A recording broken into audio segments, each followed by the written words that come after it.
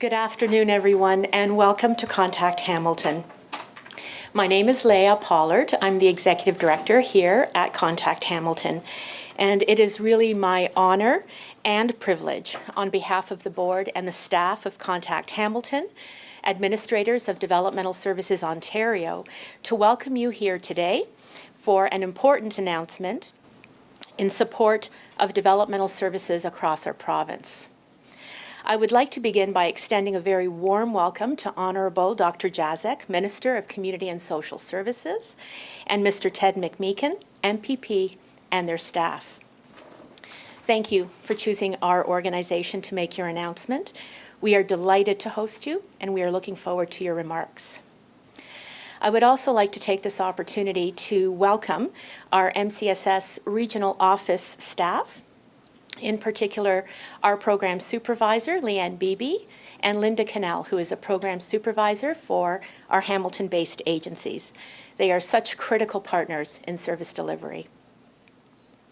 I see many friends in the audience today representing our vitally important service provider partners across the West region, including our sister DSO and passport agency provider from the London area. And a special welcome to all other service providers here today. I'm also very happy to acknowledge our board chair, Matt Fletcher, and board vice chair, Miriam Gracie, also in attendance today, representing our Contact Hamilton Volunteer Board of Directors. And last but not least, I would like to welcome the management and supervisory staff of Contact Hamilton. Thank you for being here. It is now my distinct privilege to introduce to you Mr. Ted McMeekin, MPP for Ancaster, Dundas, Flamborough, Westdale. Mr. McMeekin currently serves as Parliamentary Assistant to the Premier. He has previously served as Minister of Municipal Affairs and Housing, Minister of Community and Social Services, Minister of Agriculture, Food and Rural Affairs, Minister of Consumer Services, and Minister of Government Services. Mr. McMeekin has a long history of dedicated community service, not least of which includes serving as Mayor of Flamborough and as City Councillor for Hamilton. Mr. McMeekin is known to many of us gathered here today and has been a great advocate and champion for people with developmental disabilities and their families. Welcome, Mr. McMeekin. Thank you very much.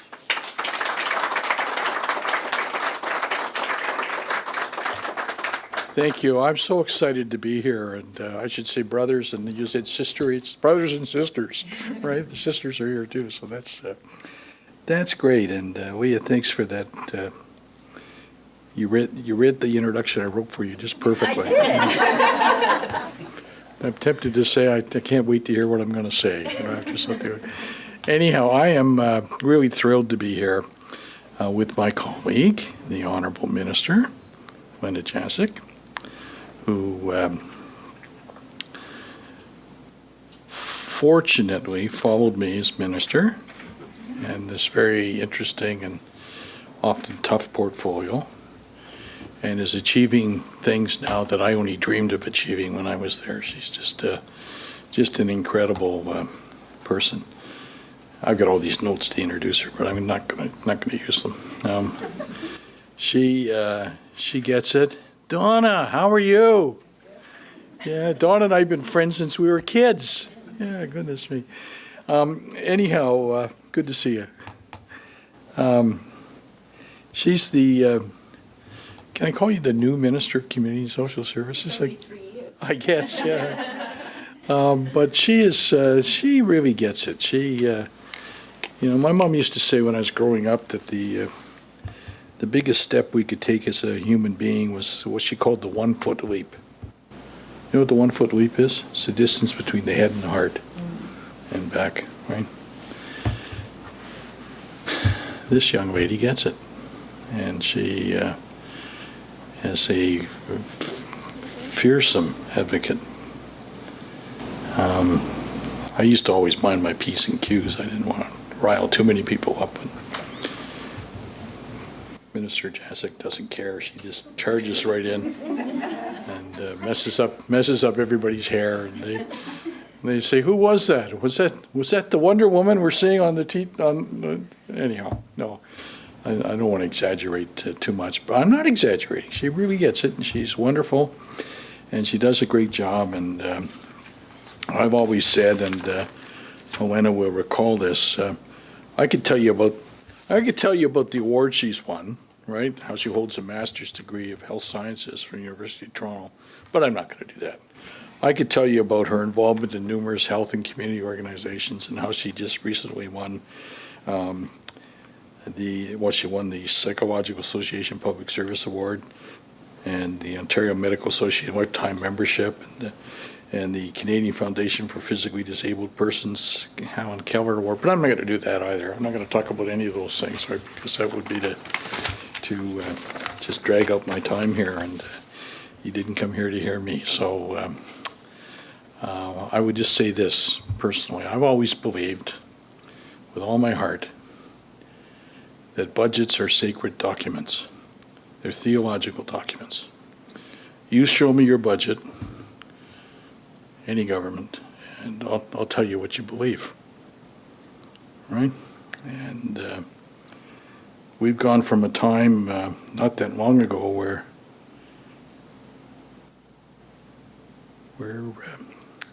people were dropping off their kids at our office because they'd given up hope.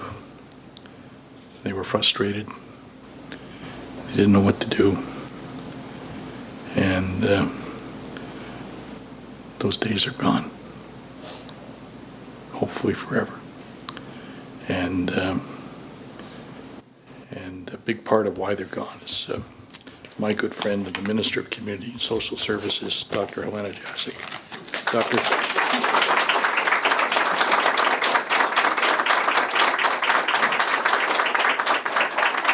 Well, thank you so very much, Ted, and it's wonderful to be here on your home turf. Ted alluded to budgets being theological documents. You have to know that I was very fortunate when I came into this portfolio, June 2014, that the budget that had just been prepared and that following that election we were about to pass was engineered by the one and only Ted McMeekin, who had put $810 million over 3 years into the budget for community and social services, specifically for developmental services. So I have to thank Ted for giving me kind of a springboard into this ministry in order to be able to do what we have over the last 3 years, and now going forward, of course, keeping the work first and foremost in our minds, because of course there's always more to do. Anyway, I'm just delighted to be here at Contact Hamilton. It was my first visit to a DSO when I became the minister, almost, I think it was in the September of 2014.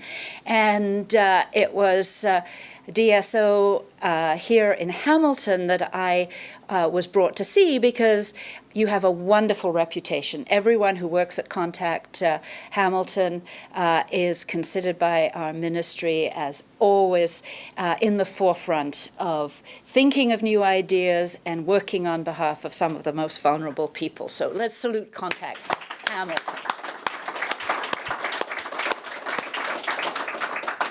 So, as you know, Contact Hamilton is one of 9 organizations that are considered DSOs, developmental service organizations across the province.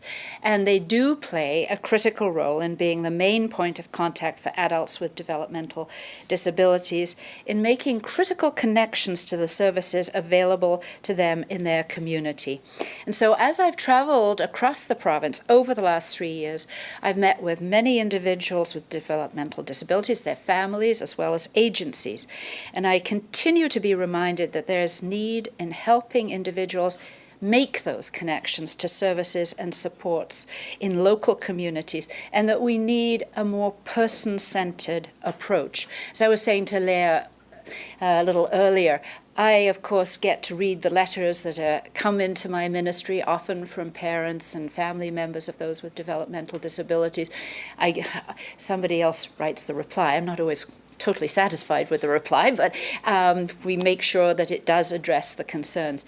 And I have to sign those letters. So I have to put the money where my mouth is in terms of improving things. And believe me, our ministry probably gets the most letters from concerned individuals, from vulnerable Ontarians in the entire government. And I do take those concerns very seriously, and we do try and answer to the very best ability to ensure that we're meeting people's needs in a person-centered way. So today, I'm here to announce that Ontario will be making investments that I know will support increased connections to local services and supports and help people with developmental disabilities best determine their own future. So our government is investing over $12.5 million in funding towards 10 key initiatives aimed at improving the service experience for people with developmental disabilities and their families. This targeted investment will help make vital connections between people with developmental disabilities and the services they need in their communities. When I was first briefed on the role of DSOs, I must say I started asking a lot of questions, but surely they could do more.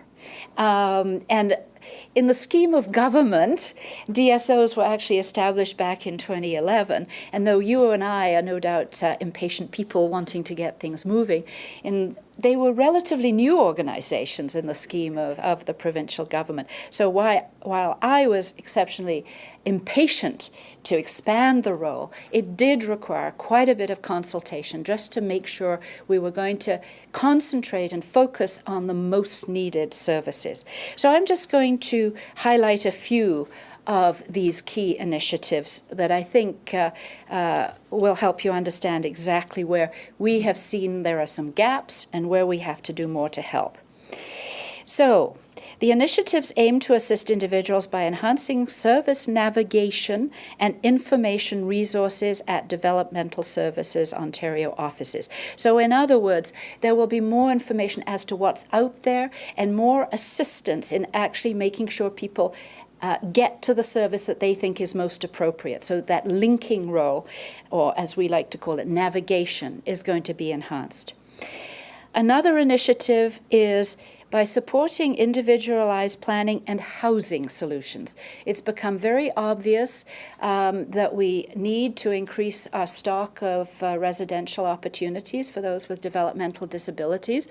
I've received I don't know how many letters from aging parents who have been able to manage for years, and as we all, I'm writing a new will next week, so, you know, we all come to that realization that we may not be there forever, and we need to plan for our loved ones in the future. And that opportunity for housing is absolutely important, most important.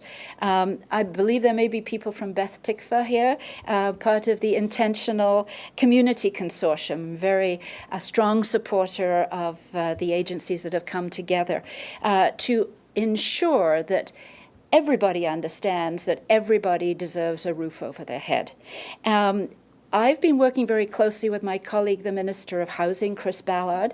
As you know, again, following in Ted McMeekin's footsteps, he is looking at a long-term affordable housing strategy. And I am there to ensure that he includes people with developmental disabilities as part of that affordable housing strategy by specifically mentioning them. You know, there was somewhat of a it was understood. Of course we include people with developmental disabilities, but I really feel it needs to be spelled out because it is a very important group that can be, unfortunately, forgotten. Another one of our initiatives is to expand family support resources and networks by increasing the Adult Protective Service Worker Program, APSW. And we will be providing more specialized services and supports that will improve the lives of adults with complex needs. And again, I've come to learn a little bit more about the Adult Protective Service Worker. I don't really like that name, but never mind. Obviously, what they do is what's important. And actually, though these individuals are clearly helping those with the most complex needs. One of the things that I'm thinking is that really everyone with a developmental disability, they often rely on family and friends and so on. But to have somebody that they can rely upon and to call for help is something, when circumstances change or whatever, is something that I think we need to look at going forward as well. But as part of this announcement, we're increasing the Adult Protective Service Worker program so that we will have more individuals out there to help. Another area is our partnership with the Ontario Disability Employment Network, ODIN. And I don't know if any of you have heard Joe Dale speak. We were both actually presenting over in Northern Ireland just last week about some of our initiatives here in Ontario. There were 45 countries at that supported employment conference. It was really quite inspiring. And we were able to share a lot in terms of what do individuals with developmental disabilities who would like to and can contribute in terms of the labor market, what kind of support do they actually need on an ongoing basis as well. So we're going to ensure that we support awareness, collaboration, and partnerships between DS agencies, employment support, service providers, school boards, we've got some work to do with some school boards across the province, and employers to promote work experiences from youth through to adulthood. And we're very much coming at it that this is totally a win-win between the employer and the employee.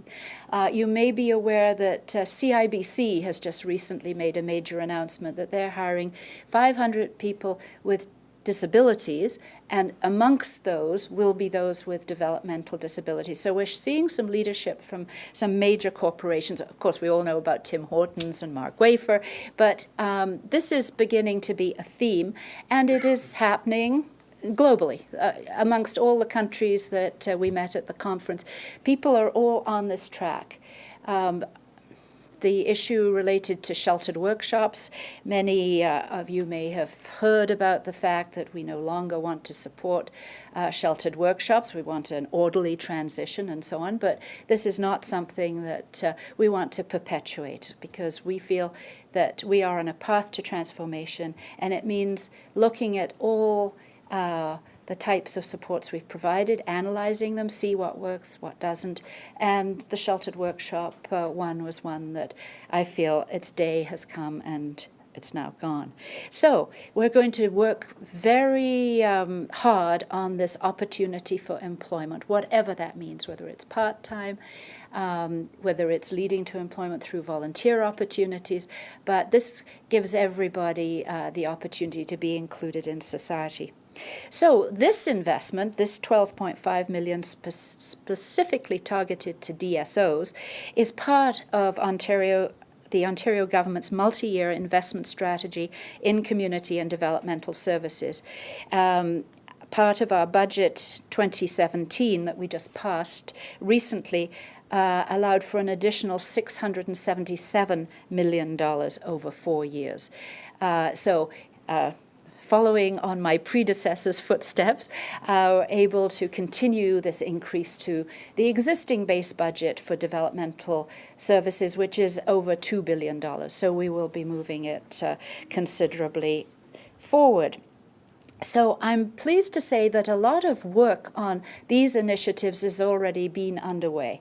So what we're doing now is really concentrating on making sure that across the province, the 9 DSOs are providing the same types of services so that we have some fairness and equity across these artificial boundaries that exist in many different ministries, of course, when we have organizations in a certain geographic area. We want to ensure, because some of the letters I get are related to people moving from one part of the province to another, and that they see that the services are somewhat different from community to community. So We know that DSOs have begun hiring staff to help people with developmental disabilities connect with services in their community and better understand what options are available to them. So all in all, these actions further our goal of a more inclusive, person-centered approach to delivering developmental services. And most importantly, I know this investment will make a meaningful impact in the lives of the individuals and families that we serve. Together, we will continue to work to provide greater flexibility, choice, and inclusion in the developmental services that we offer. So once again, thank you to Contact Hamilton for hosting us here today, and we look forward to continuing to work with all of you in the future. Thank you so much.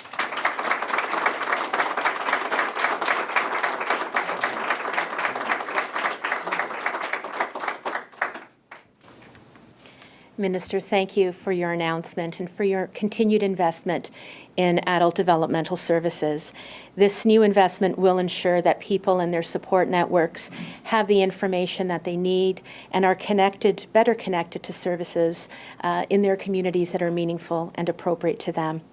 I do believe that this investment will make a positive difference in the lives of people and their families. Thank you, Minister, for your continued commitment. We are at the conclusion of this event.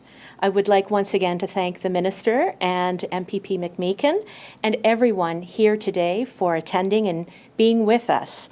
We welcome you to stay and have some refreshments in the room next door. And also, please take this time to connect with new friends and with old friends. Thank you very much for coming.